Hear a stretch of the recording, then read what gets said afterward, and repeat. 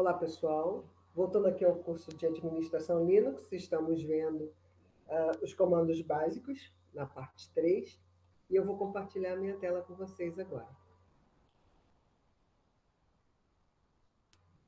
Bom, a gente vai começar falando sobre os metacaracteres, que são caracteres especiais usados na linguagem de comandos para que a gente possa identificar uma nova sequência de valores, dado que aquela string que é fornecida para o comando, ela é interpretada pelo interpretador shell. E esses caracteres podem ser utilizados para mudar alguma informação naquela lista, dependendo do contexto no qual ele é inserido. A gente pode juntar uns com os outros, dependendo das suas funções, combinando as suas funções e fazendo construções ainda mais complexas. A gente vai ver algumas construções onde são usados vários metacaracteres. Então, aqui é uma apresentação geral deles. Eu tenho o ponto, a lista, que é o abre e fecha colchetes, a lista negada, que tem o abre e fecha colchetes e o circunflexo, o opcional, que é a interrogação, o asterisco, o mais, as chaves, o próprio circunflexo sozinho, o cifrão, a borda, que é a barra invertida B, o escape, que é a barra invertida, o ou, o abre e fecha parênteses, que a gente chama de grupo, e o barra 1 até o barra 9, que é chamado de retrovisor. A gente vai apresentar cada um deles e alguns exemplos interessantes de uso. Bom, eles são divididos em 4 grupos, e aqui eu tenho o grupo dos metacaracteres representantes, que incluem o ponto, cuja função dele é substituir um caractere qualquer, a lista, que é uma lista de caracteres que são permitidos naquela sequência de caracteres, e a lista negada, que identifica aqui dentro a lista de caracteres que não são permitidos ou são proibidos. Então, vamos ver o ponto. Aqui eu estou colocando digamos assim, um nome que é dado a ele, que você pode memorizar, e aí você vai saber exatamente qual é o significado de cada um dos metacaracteres. Então, o ponto a gente chama de o necessitado, porque ele necessita de um caractere qualquer, e tem que ser somente um.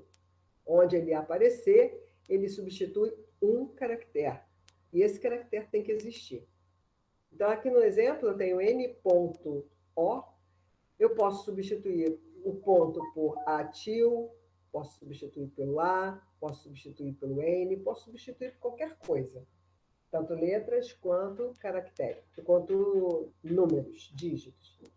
Aqui eu tenho o ponto tendido. Então, ele pode substituir por estendido com S, estendido com Z, estendido com X, ou seja, ele vai buscar as palavras que tenham essa combinação aqui, e aqui ele tem apenas um único caractere. Nesse exemplo, eu tenho 12.45, e ele substituiu o ponto por 2 pontos, por espaço e pelo próprio ponto. Então, o ponto ele pode casar com qualquer coisa, inclusive com ele mesmo. E o ponto é um coringa para casar um caractere apenas. Nesse exemplo aqui, eu tenho menor, ponto maior, e aí eu coloquei uma letra maiúscula, uma letra minúscula, outra letra minúscula, poderia ser uma série de coisas. Tá? Uma série de valores, porém somente um caractere. O outro é a lista, que é a exigente. Por que ela é a exigente? Porque é uma lista de caracteres permitidos e eles têm que existir. Tá? Então, ela exige a existência daquele caractere, de um deles, para ele poder representar. Então, aqui eu tenho, abre colchete, T maiúsculo, T minúsculo, fecha colchete, teclado. Então, ele substitui por teclado ou substitui por teclado. Teclado maiúsculo, teclado minúsculo. Aqui eu tenho menor, abre colchete, B e P, maior. Ele substitui por menor B, maior, menor I, maior ou menor P, maior. Ele limita as possibilidades do casamento na hora que ele vai buscar. E se eu quiser um fecha-colchetes. Ele tem que ser o primeiro elemento daquela lista. Tá? E aí ele vai casar esse fecha-colchetes naquela sequência de caracteres que ele estiver examinando. Ou então um menos. E o menos tem que ser o último da lista. E ele vai casar esse menos. Tá? Porque o menos ele pode representar um intervalo. Por exemplo, A até Z maiúsculo ou A até Z minúsculo, 0 a 9. Então, o menos aqui está representando esse intervalo de A a Z maiúsculo, minúsculo, de 0 a 9. Se ele é o último, significa que você está dizendo para ele, olha, eu quero que apareça o menos, eu não quero que ele seja um intervalo. O uso do 0 a 9 identifica essa sequência aqui. Então, você pode usar tanto essa sequência como 0 até 9. E eu tenho aqui, por exemplo, essa lista de 2 pontos até o arroba. É uma lista que combina a ordem numérica dos caracteres ASCII. Então, você pode usar dentro da tabela ASCII qualquer sequência de caracteres. Basta que você coloque essas sequências separadas por um traço que vai identificar, por exemplo, nesse caso, o 2 pontos, o ponto e vírgula, o menor, o igual, o maior, a interrogação e o próprio arroba. Então, dentro da lista, o traço indica um intervalo. Se eu quero que ele seja representado na lista, ele deve ser o último elemento. E se eu quero que o fecha-chave seja um item, ele deve ser o primeiro item da lista. E os intervalos respeitam a tabela ASCII. A lista negada é o que a gente chama de A experiente. Por quê? Porque ela diz quais são os caracteres que ela não quer encontrar. Ela já conhece, ela já sabe quais são os caracteres. Então, aqui eu tenho uma lista onde ele está procurando ponto, ponto e vírgula, vírgula, ponto, exclamação, interrogação, menos esse espaço aqui. Então, ele vai buscar por essa sequência de caracteres, numa lista de caracteres, que não esteja com espaço entre eles. Tá? Aqui ele vai combinar as letras maiúsculas de A a Z e o próprio circunflexo. Por quê? Porque nessa lista ele é o último. Como ele não é o primeiro, ele não está negando a existência dele. Aqui ele está negando de A até Z maiúsculo e ele. Tá? Então, uma lista negada, ela segue todas as regras de uma lista normal, porém, ela tem um literal circunflexo no início da lista. Ele tem que ser o primeiro. Então, a lista negada sempre deve casar alguma informação, ou seja, ela sempre vai retornar alguma coisa que não combine com isso aqui.